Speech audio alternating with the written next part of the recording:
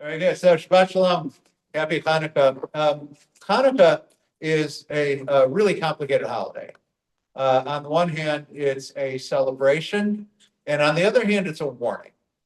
Hanukkah is a warning of what happens when you lose your way and when you lose your values. And to sort of give you a kind of a brief history of Hanukkah, it actually begins with Alexander the Great bringing Hellenism into the Middle East itself. And he conquered most lands. He brought Greek culture, Greek philosophy into the land of Israel and pretty much all the other places in the region as well. And he dies suddenly in the year 323 BCE under mysterious circumstances at the age of 33, and he left no successor.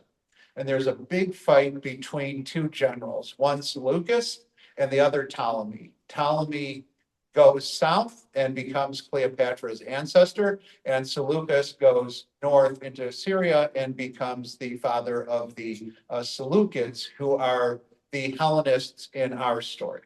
So fast forward to about 156 BCE.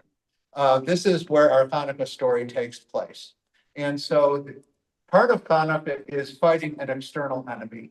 You have Antiochus IV Epiphanes, who's our Antiochus, and he's the one who creates the temple as the Holy Temple of Jerusalem as a Greek temple. But he did it with the help of the Jewish high priest. So it's not just a fight against an external enemy. Part of the story of Hanukkah is a fight against corruption within the people as well. And I think in the long run, the corruption within the people has been more corrosive than the external enemy. So the Mattatyahu and his family, they were Kohanim, but they were not the high priest. Mattatyahu replaces the high priest with himself. He gives himself a promotion, which was very controversial in its time as well.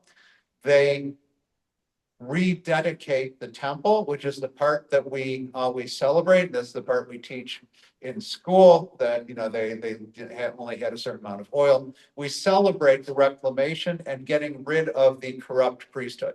The part that we don't teach in school is that within a century, the Maccabees became more corrupt and Hellenized than the people they fought against. And that's the tough part of the story.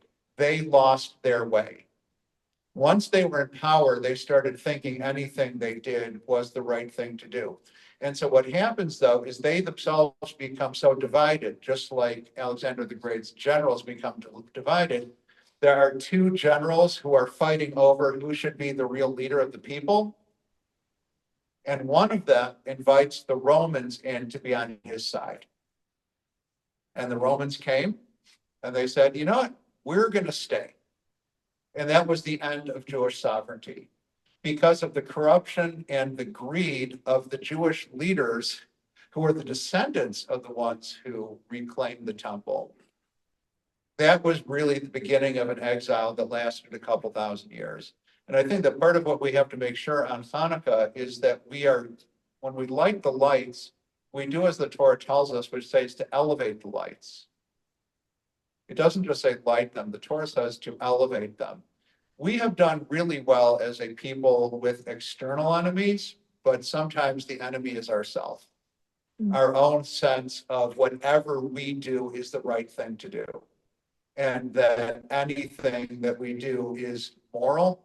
And I think we have to make sure to not say to ourselves, everything we do is moral, but everything that we do, we demand that sense of morality.